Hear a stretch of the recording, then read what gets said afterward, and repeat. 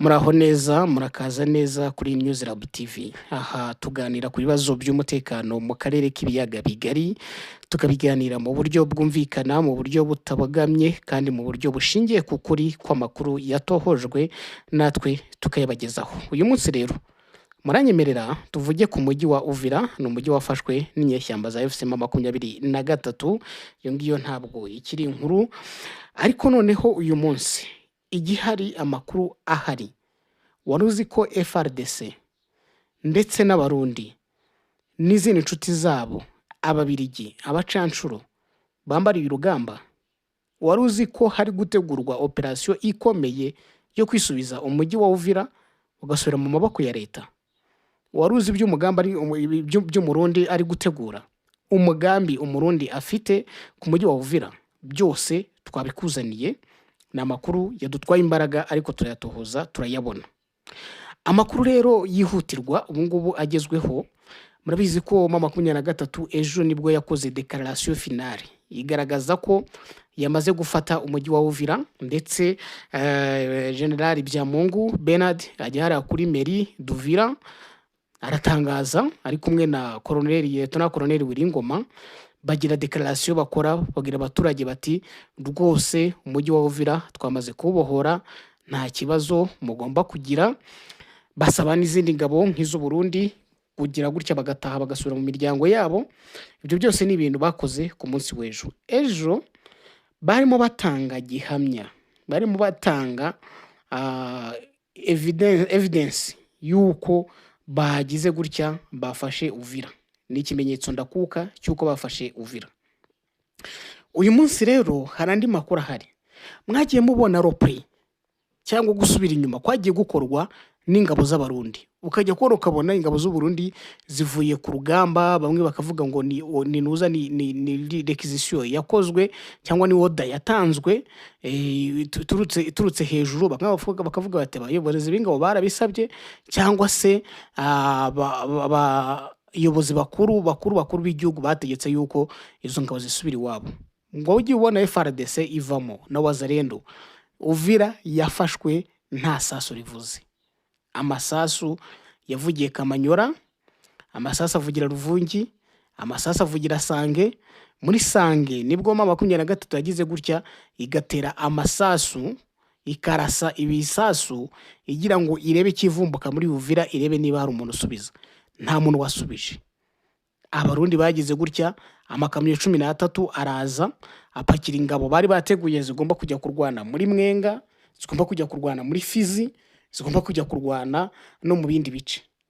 Abarundi bagira gutya bavamo basubira iwabo mu buryo butunguranye.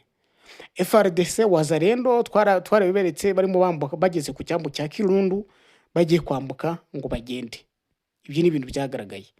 M23 yasesekaye muri Uvira ejo bundi mu ijoro ryakiyemo kuwa gatatu, nta sasu rivuze. Abaturage bamwe barahunze birumvikana, bamwe bavugaga ko hagomba kuza kuba intambara karundura bitewe n'ibintu babonaga byateguwe muri Uvira, ariko biza kurangira nta ntambara ibaye. Ndetse n'ikintu cyo gukozanyaho cyabaye hagati ya FRDC na Wazalendo. Bamwe rero bahise bajya mu rujijo, kandi kuko nayo wabigerera mu rujijo ukibaza ngo bigenze bitewe ko twabonaga FRDC na Wazalendo bafite gahunda ndetse bafite n'umugambi ukomeye wo kuza guhangamura ziriya ngabo za M23. Bigenze bite kugira ngo aba bantu bavemo mu buryo bworoshye bagende M23 ifate ibice bitandukanye imeze nk'iyitemberera? Ni ikizami buri wese yakibaza, ariko nicyo tubereyeho kugira ngo dusesengure ibintu tubishyire ku murongo tubigaragaze. Ubu hari amakuru yihutirwa rero agezweho. Ayo makuru atugezeho none ahangaha dukuye ku isoko yacu iri mu gisirikare cya Kongo FARDC, ndetse hari n'amajwi dufite yaturutse mu gisirikare cy'u Burundi ahamya ibi bintu. Ayo makuru aravuga ko ubu ngubu ikintu kiri gukorwa, harimo harakorwa mobilisation mu gisirikare cya FARDC, cyangwa se ubukangurambaga bukomeye cyane, mobilisation ikomeye cyane mu ngabo za Tshisekedi FARDC, kugira ngo izi ngabo zongere zisuganye zigenzure umujyi wa Uvira, ariko noneho ngo imbaraga zigiye kugarukana ziri buze gutuma bigarurira Kamanyora, bigarurira Ruvungi, bigarurira Sange, by'umwihariko ariko ngo umujyi wa Uvira niwo bashaka. Ntabwo FRDC ishaka kubona M23 iyobora Uvira nk'uko iyoboye Bukavu, nk'uko iyoboye Goma. Ntabwo babishaka. Niyo mpamvu ayo makuru ngo harimo harakorwa mbere na mbere mobilisation yo kongera kwigarurira kiriya gice. Ariko ikindi harimo harakorwa, iyi soko yacu itubwiye ko hari operation Karundura, operation Karundura ikomeye cyane, ya yindi idasanzwe, ya yindi bita simusiga, iri gutegurwa kugira ngo hakoreshwe imbaraga zishoboka zose umujyi wa Uvira usubire mu maboko ya leta. Operation idasanzwe ikomeye cyane iri gutegurwa na FRDC, iri gutegurwa n'abarundi, iri gutegurwa n'abawazarendo, iri gutegurwa n'abacanshuro, iri gutegurwa n'ibihugu bikomeye. Ku murongo harimo Ububiligi. Ejo wabonye itangazo ry'ibihugu Leta Zunze Ubumwe za Amerika, Ububiligi, Ubufaransa, Denmark n'ibindi byose, Ubusuwisi, Suwede, bose basohora itangazo bavuga ngo nyamuneka ingabo za M23 ndetse bagashyiraho ngo n'iz'u Rwanda nimusubire inyuma, bitabaye ibyo ngibyo biri buze kuba bibi cyane. Ubu rero ngo hamaze gutegurwa operation Karundura. Operation Karundura iri buze gutuma Uvira isubira mu biganza bya leta. Iyo suruse yacu nyine cyangwa uwo muntu uko waduhaye amakuru yakomeje avuga ngo ingabo n'abafatanya bikorwa bazo cyangwa coalition, no kubanga FDLR, Wazarendo, Uburundi n'abandi, ubu ngubu ngo bamaze gusa n'abakikiza umujyi wa Uvira. Barangije ngo bashinga ibirindiro ku nkengero y'ikiyaga cya Tanganyika kugira ngo bafunge inzira zose zawuza Uvira n'ahandi hantu. No kuvuga ngo bashaka gukora icyo bita mu Gifaransa asphyxie. Uvira bagasa n'abayimiza umwuka, bakayimiza nkeri, ikabura ahantu n'ahatoya yatambira, ikabura ahantu yahumekera, kumiza umuntu umwuka nyine cyangwa asphyxie. Umuntu kugufata akagupfuka ahantu hose, bashaka ngo kwigota ku buryo Uvira isa naho ibaye izore, igiye mu kato, ibuza ubuhumekero. Noneho ngo iyi suruse irimo irongera ikavuga ngo nuba ngo harimo kongerwa ibikoresho bikomeye nk'intwaro zikaze za rutura, amadrone n'indege, ngo birimo birongerwa cyane bihabwira coalition. Noneho ngo harimo no gutegurwa ibiribwa byinshi, noneho ngo n'izindi ngabo zizatanga umusada. Ibyo byose ngo bikaba birimo gutegurwa, bigomba kuzanyuzwa mu gihugu cy'u Burundi. Intambara ikazatera inyuze mu gihugu cy'u Burundi. Ni ukuvuga ngo iyo bavuga ngo gukikiza Uvira cyangwa kugota Uvira, ejo twabonye ku cyambu cya Karundu Wazarendo na FARDC barimo bagikikiza bashaka kwambuka, baragiye ngo bagotera aho ngaho. Abarundi nabo ropri yabo yaragiye, ntabwo yigeze renga mu Cibitoke.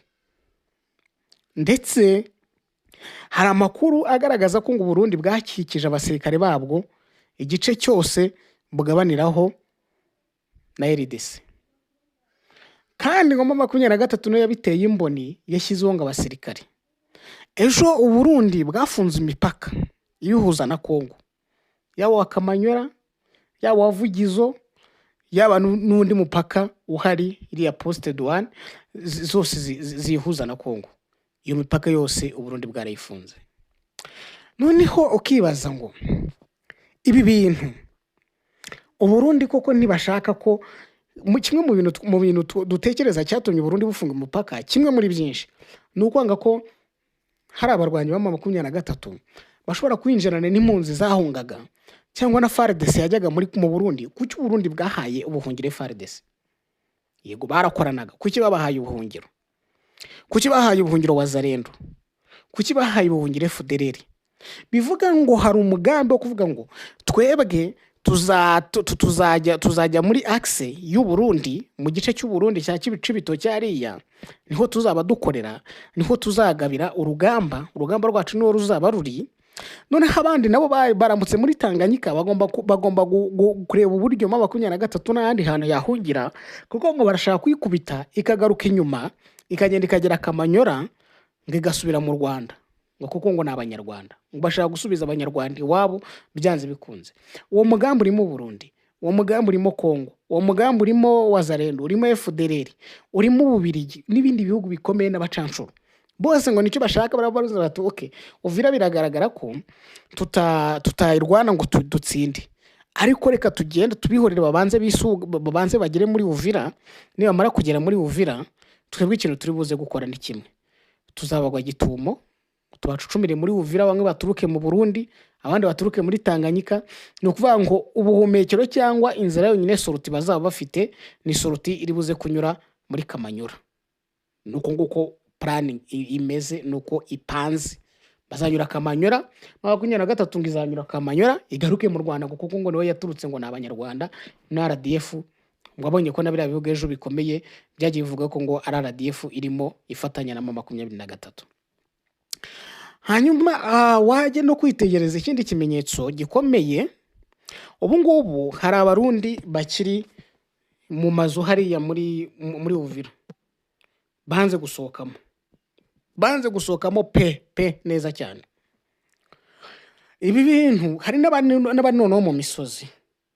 Ibi bintu bibwirwa hanini no kuba uyu munsi, tekereza nk'umugabo wungirije wa M23 ushinzwe ibikorwa n'ubutasi muri uyu mutwe, General de Brigade Bernard Maheshe Byamungu. Ejo amaze kugera muri Uvira, declaration ya mbere yakoze yaravuze ati ko nyamuneka abaturage mugaruke mu byanyu, nta kibazo, mukomeze ibikorwa byanyu, nta kibazo muri buze kugira. Ariko tire wayishyira ahantu hamwe. Kuki yasabye abasirikare b'u Burundi bihishe mu mujyi wa Uvira kuhava bagasanga imiryango yabo? Koti ndayifite. Ati ndasaba abasirikare b'abarundi bakihishe mu mazu gusohoka bagasubira mu gihugu cyabo. Nta kibazo na kimwe dufitanye n'abarundi, bagomba gusubira iwabo bagasanga imiryango yabo. Ikindi kuba kiri mu misozi nabo nibamanuke, turabizeza ko tuzabafasha gusubira iwabo mu mahoro. Ikindi nta kibazo dufitanye n'abarundi cyangwa n'abaturage b'u Burundi, turi abaturanyi kandi tuzahora turi abaturanyi. Ni declaration yakozwe na Byamungu bakimara gufata Uvira. Ese koko wewe ubyitegereje, kuki hari abasirikare b'abarundi bakiri muri la misozi ya Minembwe? Impamvu ushobora kuvuga uti yenda muri Minembwe ntabariyo. Reka nguhe ikimenyetso kimwe. Nk'uma 23 igize gutya isohora itangazo. Ati mu by'ukuri turashaka gukangura ko amahanga rebe, Rwanda rurebe ko nyuma yo kubohora Uvira kuri uyu wa gatatu ingabo zimwe z'u Burundi zasubiye mu iwabo, mu gihe abandi bakiri mu misozi ya Haut Plateau. Aba bakiri mu misozi ya Haut Plateau kuri uyu wa kane mu gitondo kare cyane, depuis tôt son jeudi matin, izo ngabo ziri muri Haut Plateau z'u Burundi ziri muri Haut Plateau zatangiye ibikorwa by'ubunyamaswa bidashobora kwihanganirwa.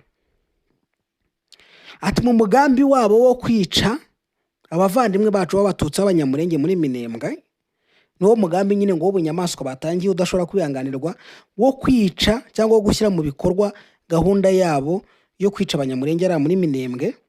Ataho uwo mugambi bawutangiye barasaba ubuhumyi za bombe bifashishije imbunda ziremereye zikabyisha abasivili b'inzirakarengane. Ati by'umwihariko abagore n'abana. Ati ibyo ngibyo byose bikaba byongeye gutuma haba ikibazo cy'ihungabana ry'umutekano n'umudendezo wa muntu. ni itangazo rya 23 uyu munsi izo ngabo z'u Burundi ziri muri Minembwe zatangiye kurasa ibibombe avegloma zitarebye zitarobanuye, ati ibyo bibombe bikaba ati kandi zinifashisha intwaro ziremereye mu kwica abasivili, ati cyane cyane abagore n'abana. Urumva ni ukuvuga ngo muri ibi bitwareho cyangwa muri iyo misozi miremire, ibi bintu mu by'ukuri ni ibintu bidasanzwe, ni ibintu bidasanzwe bigaragara ko abarundi bamwe barashaka kwatakira mu misozi miremire, abandi bari kuri Tanganyika bari kumwe na FARDC na Wazalendo, abandi bari mu gihugu cy'u Burundi bashaka gusa naho bahuriza mu 23 muri wa mugambi twavugaga. Gusa cy'abantu benshi bakomeje kwibaza biri buze kurangira gute 23 bari buze kwemera gupfa nk'ibimonyo muri ubu buryo, cyangwa se intambara iri buze gukomeza irote ibe yagira no mu gihugu cy'u Burundi. Ibyo ni ibintu abantu bose bakomeje kugenda bibaza. Wowe se urabyumva uti? Jya muri comment utubwire uko byumva, kora like na share kugira ngo tujye dukomeza tubane. Gukura kuyicano niko gukura ko ahantu uzajya ukura amakuru yizewe kandi acukumbuye. Urakoze.